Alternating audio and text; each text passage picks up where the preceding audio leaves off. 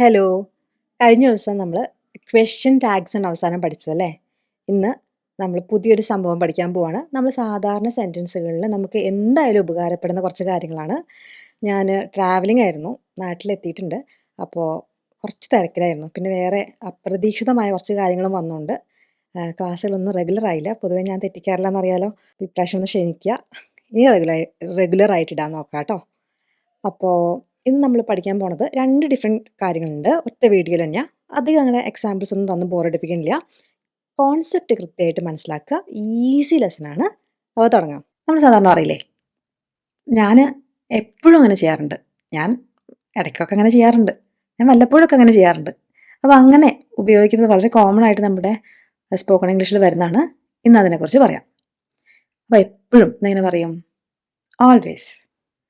Always. അവൾ എപ്പോഴും രാവിലെ കാപ്പി കുടിക്കാറുണ്ട്, എങ്ങനെ പറയും? അപ്പോൾ എപ്പോഴൊന്നും ഇല്ലെങ്കിൽ എങ്ങനെ പറയും? അവൾ രാവിലെ കാപ്പി കുടിക്കാറുണ്ട്. She drinks coffee in the morning.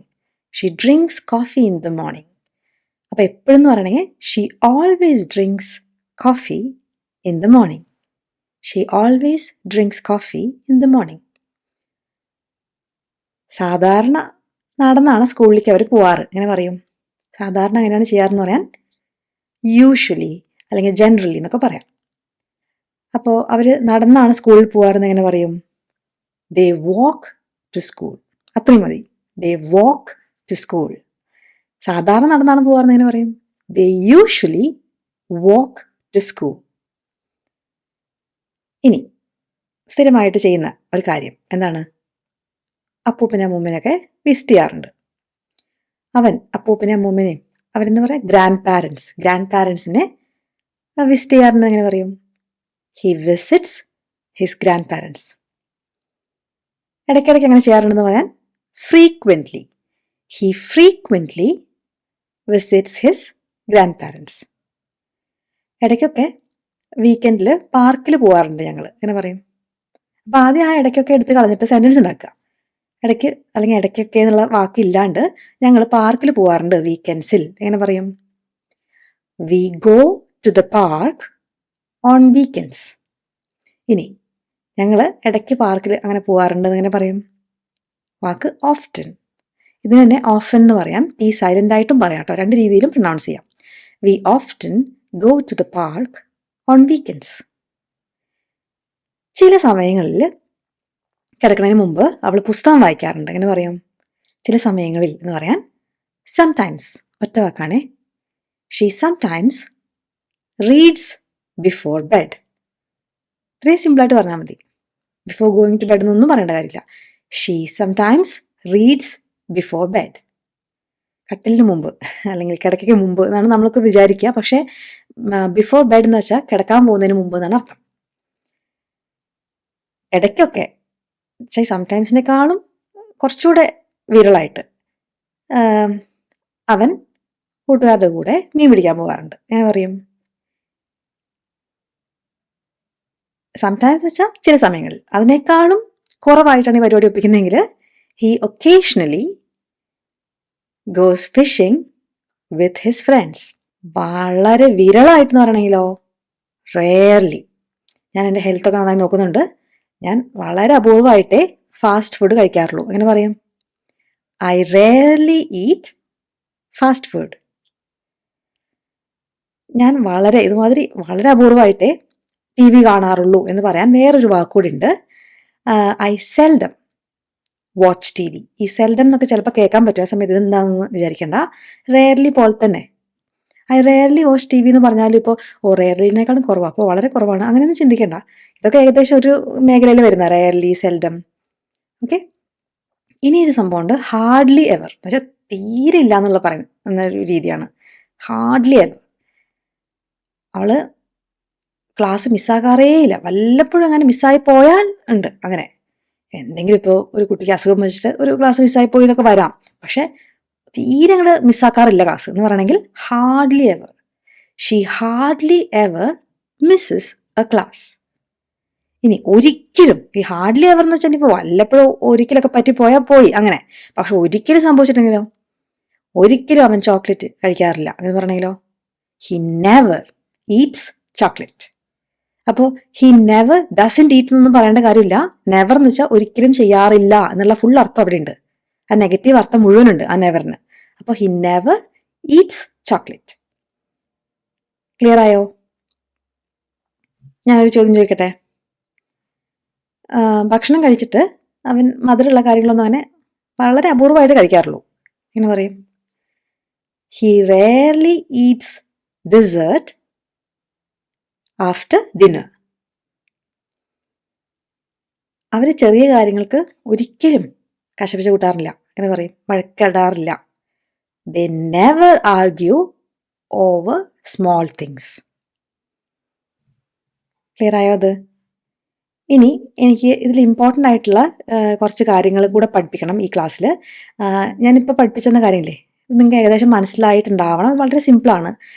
ഞാൻ അതിൻ്റെ കുറച്ച് ചോദ്യങ്ങളോട് ഇത് കഴിഞ്ഞിട്ട് ചോദിക്കാം. കുറച്ചുകൂടി ഇമ്പോർട്ടൻറ്റ് കാര്യങ്ങൾ പഠിപ്പിക്കാനുണ്ട്. എന്ന് വെച്ചാൽ നമുക്ക് ഇൻ, ഓൺ, അറ്റൊക്കെ വരുന്നത് എവിടെയാണെന്ന് ഒരു ഡയഗ്രാം കാണിച്ചു തരാം. ഈ ഡയഗ്രാമിൽ ഏകദേശം കണ്ടാൽ നിങ്ങൾക്ക് എവിടെയാണ് ഇങ്ങനത്തെ പ്രപ്പോസിഷൻസ് എന്ന് പറയും, ഇൻ, ഓൺ, അറ്റ്. അത് ഉപയോഗിക്കാൻ അറിഞ്ഞില്ലെങ്കിൽ നമ്മുടെ സെൻറ്റൻസ് തെറ്റും. അപ്പോൾ ഇത് ഒന്ന് സ്ക്രീൻഷോട്ട് ചെയ്ത് വെക്കുകയോ എന്തെങ്കിലും ചെയ്തിട്ട് ഒന്ന് പഠിക്കുക. അതിന് ഇത് നോക്കിയിട്ട് ഉത്തരം പറയാം. ഓക്കെ. അവളുടെ ബർത്ത്ഡേ വെള്ളിയാഴ്ചയാണ്. എങ്ങനെ പറയും? അപ്പോൾ വെള്ളിയാഴ്ച എന്ന് വെച്ചാൽ ഫ്രൈഡേ. ഡേയ്സ് പറയുമ്പോൾ ഏതാ വരിക? On. Har birthday is on Friday. ഒരു കച്ചേരി ഉണ്ട്, കോൺസേർട്ട് സെപ്റ്റംബറിലാണ്. എങ്ങനെ പറയും? മാസം പറയുമ്പം in. The concert is in September. Meeting 3 മണിക്കാണ്. എങ്ങനെ പറയും? കൃത്യസമയം പറയുമ്പോൾ ഏതാ വരിക? At. The meeting starts. Meeting തുടങ്ങുന്നത് at 3 PM. The meeting starts at 3 PM. തിങ്കളാഴ്ച ആകുമ്പോഴേക്കും ഫോം സബ്മിറ്റ് ചെയ്യണേ. അപ്പോൾ ഏതെങ്കിലും ഒരു സമയം ആകുമ്പോഴേക്കും എന്ന് പറയാൻ by. Please submit the form by Monday. നമ്മൾ സൂര്യൻ അസ്തമിക്കുന്നവരെ ഞങ്ങൾ കാത്തിരിക്കും. എങ്ങനെ പറയും? അതുവരെ എന്ന് പറയാൻ ടിൽ എന്ന് പറയാം, അല്ലെങ്കിൽ അൺടിൽ എന്ന് പറയാം. We will wait until sunset. അല്ലേ? അടുത്തത്, ഇത്ര കാലമായിട്ട് ഇന്നൊരു പരിപാടി ചെയ്യുന്നുണ്ടെങ്കിൽ ഫോർ എന്നുള്ള വാക്ക് ഉപയോഗിക്കാം. അവളിവിടെ 3 വർഷമായിട്ട് ഇവിടെയാണ് താമസിക്കാറ്. She has lived here for 3 years. 3 വർഷമായിട്ട് ആൾ ഇവിടെയാണ് താമസിക്കുന്നത്. She has lived here for 3 years. എന്നുവെച്ചാൽ ഇതിൻ്റെ അർത്ഥം, ഇത് പ്രസൻറ്റ് പെർഫെക്റ്റ് സെൻറ്റൻസ് ആണ്. ഇതിനർത്ഥം ആളിപ്പോഴും അവിടെയാണ് താമസിക്കുന്നത്, 3 വർഷമായി ഇവിടെ താമസിക്കണം എന്നാണ് അതിൻ്റെ അർത്ഥം. She has lived here for 3 years. ഇനി നമ്മൾ ഇന്നൊരു കാലത്ത്, സമ്മറിൽ, വിൻ്ററിൽ എന്നൊക്കെ പറയുമ്പോൾ ഏതാ വരിക? സമ്മറിലാണ് അവർ യാത്ര ചെയ്തത്. ദേ ട്രാവൽഡ് ഡ്യൂറിങ് ദ സമ്മർ. അവിടെ ദ സമ്മർ നിർബന്ധം കേട്ടോ, വെറും സമ്മർ എന്നിട്ടരുത്. ദ ചില കേസുകളിൽ ദ നിർബന്ധമാണ്. അങ്ങനത്തെ ഒരു കേസാണ് ഇത്, the summer, the winter. They travelled during the summer. ഇനി ഇന്നൊരു സമയം മുതൽ എന്ന് പറയുകയാണെങ്കിൽ സിൻസ് എന്നുള്ള വാക്കാണ് യൂസ് ചെയ്യുക. അവൻ രാവിലെ മുതൽ ഇവിടെയുണ്ട്. He has been here since morning. He has been, അതാണ് he's been here since morning. ഇനി ഇതിന് ശേഷം എന്ന് പറയുന്നത് എന്താ പറയുക? ആഫ്റ്റർ. ഞങ്ങൾ സിനിമ കഴിഞ്ഞിട്ട് ഡിന്നർ കഴിക്കാം. വി വിൽ ഈറ്റ് ഡിന്നർ, സിനിമയ്ക്ക് ശേഷം, ആഫ്റ്റർ ദ മൂവി.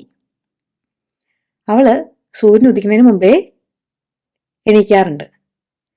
അപ്പം എന്തെങ്കിലും മുമ്പേ എന്ന് പറയാൻ before. She wakes up before sunrise. ഇനി ഏതെങ്കിലും ഒരു പ്രതലത്തിൻ്റെ മുകളിൽ എന്ന് പറയാൻ ഓൺ എന്നാണ് പറയാം. അപ്പം ടേബിളിൻ്റെ മുകളിൽ അല്ലേ, ഒരു പ്ലെയിൻ സർഫസ് അല്ലേ. അപ്പോൾ ബുക്ക് ടേബിളിൻ്റെ മുകളിലാണെന്ന് പറയാൻ the book is on the table. ഇനി എവിടെയും ഒരു സ്ഥലത്താണ് എന്ന് പറയാൻ ആ സ്ഥലത്തിൻ്റെ പേരിൻ്റെ കൂടെ ഇൻ എന്നാണ് പറയുക. അവൾ ന്യൂയോർക്കിലാണ് താമസിക്കുന്നത്. She lives in New York. ഇനി നമ്മൾ കഫേയിലാണ് മീറ്റ് ചെയ്യാൻ പോണത്. അപ്പോൾ ആ സ്ഥലത്തിൻ്റെ പേരല്ലല്ലോ കഫേ എന്ന് വെച്ചിട്ടുണ്ടെങ്കിൽ ആ ഒരു ബിൽഡിംഗ് അല്ലേ, ചായക്കട എന്ന് പറയാം, കാപ്പിക്കട അല്ലേ കഫേ.